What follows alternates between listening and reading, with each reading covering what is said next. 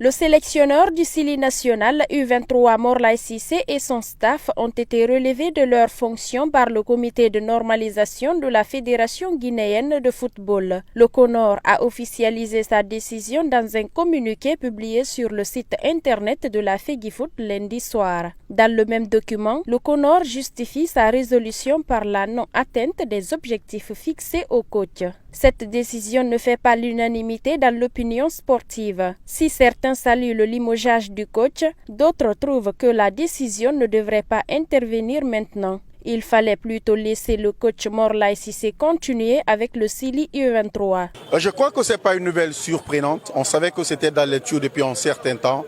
On attendait juste la confirmation. Pour moi, c'est quelqu'un qui a réalisé du bon et du moins bon. À ma foi, on devrait normalement le laisser poursuivre l'aventure avec cette équipe parce que tout n'est pas encore terminé. Il y a un match de barrage qui peut permettre à la Guinée de se qualifier pour les prochains Jeux olympiques à Paris 2024.